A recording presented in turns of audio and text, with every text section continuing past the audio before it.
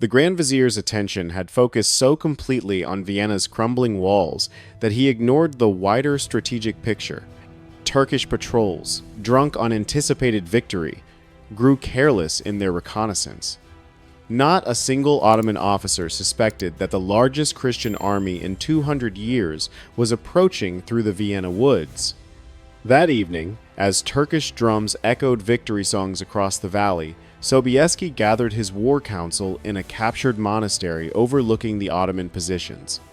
The Polish king, 54 years old, but still possessed of the physical power that had made him Europe's most feared cavalry commander, spread captured Turkish maps across a wooden table.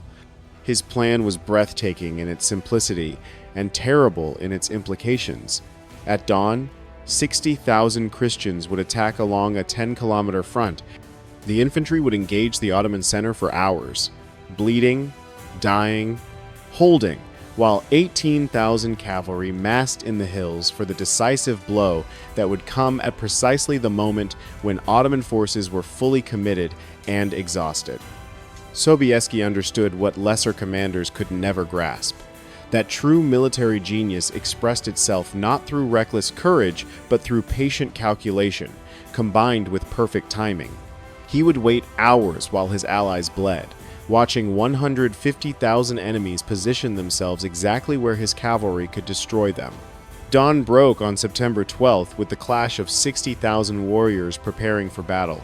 Christian trumpets sounded reveille from the Kahlenberg Heights as Polish, Austrian, and German commanders positioned their forces along a 10-kilometer front. Below in the valley, Ottoman drums answered with a thunderous response that shook leaves from the trees. Kara Mustafa emerged from his silk pavilion, expecting another day of siege operations against Vienna's crumbling walls. Instead, he found himself staring at the largest Christian army assembled in 2 centuries.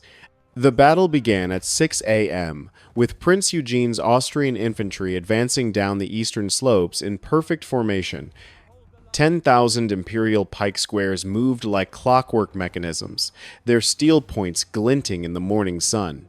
Behind them marched 8,000 German musketeers in disciplined ranks, their match cords smoking in the crisp September air.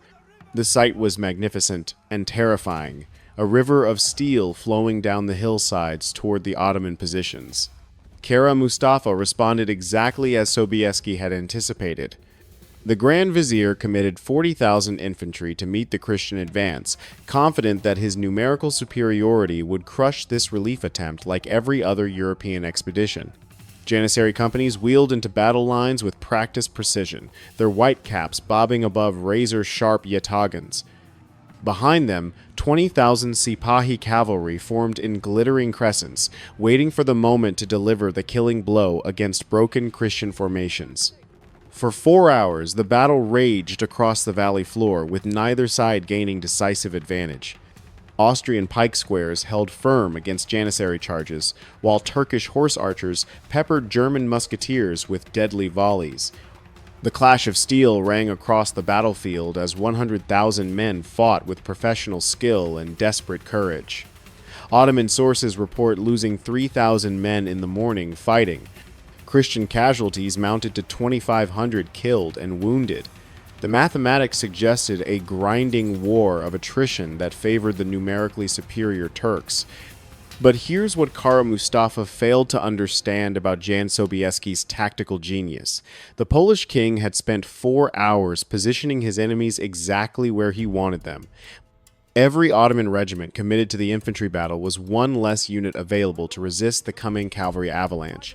As the clock approached 4 p.m., 60,000 Turkish warriors stood locked in combat with their backs to the Danube River, completely unaware that death was gathering on the hills above them.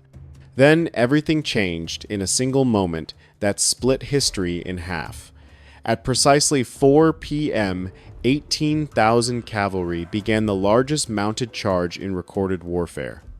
The ground trembled under 72,000 hooves as Polish winged hussars led the thunderous descent from the Kahlenberg Heights at 30 kilometers per hour. Behind Sobieski's spearhead rode German cuirassiers, Austrian dragoons, and Saxon heavy cavalry, forming a steel avalanche 3 kilometers wide. Picture this. You're a Janissary veteran standing in the Ottoman front line, bloodied from 4 hours of combat but confident in your unit's discipline. Suddenly, the earth begins to shake. You turn toward the hills and see something that defies comprehension. 18,000 armored horsemen charging down the slopes at 30 kilometers per hour, their lance points forming a forest of death. The Polish hussars' feathered wings create an otherworldly silhouette that seems supernatural in its terror. The impact velocity was devastating beyond calculation. A mounted knight at full gallop generates kinetic energy equivalent to a modern automobile collision. When 18,000 such projectiles struck the Ottoman left flank simultaneously, physics became more deadly than courage. The Turkish line didn't break, it simply ceased to exist. Janissary companies that had held firm against pike and musket dissolved like smoke before the cavalry hurricane.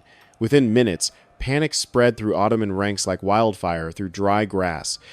Elite units that had never known defeat broke and ran toward the Danube bridges.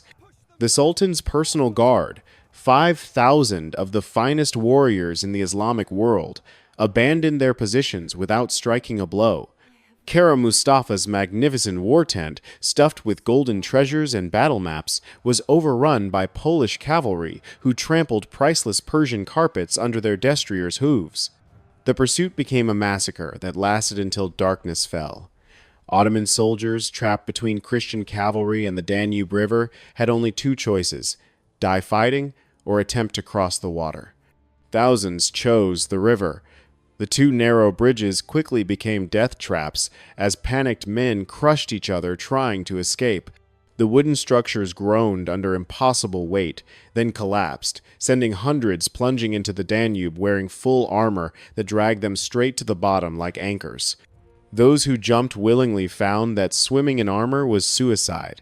The water filled their lungs while the weight pulled them under, creating scenes of drowning horror that would haunt survivors' nightmares for decades. Ottoman casualties mounted catastrophically. 15,000 dead on the field where Sobieski's cavalry had struck, 5,000 drowned attempting to cross the Danube, countless thousands scattered across the Austrian countryside. Polish cavalry lost fewer than 400 men in the entire engagement, a 45-to-1 casualty ratio that defied every principle of medieval warfare. As the sun set on the 12th of September, 1683, the Ottoman Empire's expansion into Europe was finished forever. In 18 minutes of pure kinetic violence, Jan Sobieski had shattered 300 years of Islamic conquest and saved European civilization from the Sultan's green banners. When the guns fell silent at sunset, the killing ground around Vienna defied comprehension. Ottoman bodies carpeted the valley floor in windrows where Sobieski's cavalry had struck, creating ghastly pathways of death that stretched for kilometers. Riderless Turkish horses wandered among the corpses, their silk-draped saddles empty. High-ranking pashas, identifiable by their jeweled turbans and Damascus steel, lay twisted in the mud alongside common janissaries whose white caps were stained crimson. Polish cavalry chaplains walking the field with scribes counted 20,000 Ottoman dead before darkness forced them to halt their grim census.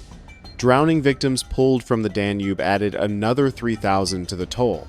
Turkish warriors who had died attempting to reach the safety of the eastern shore while armor pulled them under. Prisoners numbered 15,000, including 400 officers and 3 pashas of the Imperial Council. Against this carnage, Christian casualties seemed almost miraculous in their lightness. Sobieski's entire relief army had lost 1,500 men, with only 400 cavalry deaths, despite leading the most devastating charge in military history. Here's what the Imperial War Council records reveal about the immediate aftermath. Kara Mustafa's magnificent command tent, larger than most European churches, fell intact to Polish forces and housed treasures that boggled the mind. The Grand Vizier's personal war chest contained 300,000 gold ducats in Venetian coins, enough to fund an entire campaign. Persian carpets worth a king's ransom lay trampled under cavalry hooves. Battle maps showing planned Ottoman advances to Munich and Prague were scattered among overturned coffee cups and abandoned hookahs. The Sultan's sacred standard, a green silk banner blessed in Mecca, was found abandoned in a puddle of spilled rosewater, but the psychological devastation exceeded even the material losses. For 3 centuries, Ottoman armies had advanced like an unstoppable tide, conquering Constantinople, Belgrade, Budapest, and reaching the gates of Vienna twice. The aura of Islamic invincibility, carefully cultivated through generations of victory, shattered like Venetian glass against Polish steel. Surviving Turkish officers reported that elite Janissary units, men who had never retreated in their lives, broke and ran at the first sight of winged hussars charging down the hillsides. Sobieski himself, blood-splattered and exhausted, made the decision that defined his strategic genius. His nobles begged permission to pursue the routed Ottoman army to complete the destruction and perhaps capture the Grand Vizier himself. The road to Budapest lay open. Turkish garrisons throughout Hungary were panicking. A determined pursuit might have driven Islamic forces completely from European soil within months, yet the Polish king refused. Victory had taught him what defeat had not taught. Kara Mustafa, armies, even triumphant ones, reached limits of endurance and supply. His cavalry horses, magnificent in their charge, were blown from the effort. His infantry, though victorious, had marched 300 kilometers and fought for 12 hours. Pursuit into hostile territory could transform triumph into disaster through a single tactical error. Discipline had won the day. Only discipline could preserve it. Within Vienna's liberated walls, Count Starhemberg and his surviving 4,000 defenders emerged from their cellars, like men resurrected from the dead. 2 months of siege warfare had reduced them to walking skeletons, but they had held their posts until salvation arrived. Church bells that had been silent for 59 days rang out across the city, their bronze voices proclaiming that the crescent of Islam would never again threaten the heart of Europe. The tremors from September 12th rippled across the Islamic world like cracks in a shattered foundation. Within 3 months, Kara Mustafa Pasha met his fate in Belgrade, strangled with a silk bowstring on Sultan Mehmed IV's direct orders. The Grand Vizier, who had promised to plant Ottoman banners in Paris, died knowing that his defeat had triggered the empire's irreversible decline. His execution sent a message of imperial fury, but it could not resurrect the 20,000 elite warriors buried in Austrian soil, or restore the aura of invincibility that had died with them. The strategic consequences cascaded across Europe with mathematical precision. Hungarian cities that had trembled at the approach of Turkish armies suddenly found courage to resist. Budapest, the jewel of Ottoman Hungary, fell to imperial forces in 1686 after a siege that lasted just 78 days. Belgrade, the gateway to the Balkans, capitulated in 1688. The very fortresses that had anchored Ottoman power for centuries crumbled like dominoes before Habsburg armies, emboldened by Sobieski's impossible victory. Before Vienna, European armies approached Ottoman forces with defensive mentality born from 3 centuries of defeats. After Vienna, that fear evaporated like morning mist. Christian commanders discovered that Turkish janissaries, for all their legendary discipline, could break and run like any other soldiers when faced with overwhelming shock action. The myth of Islamic invincibility, carefully constructed through generations of conquest, could never be rebuilt once shattered by Polish wings.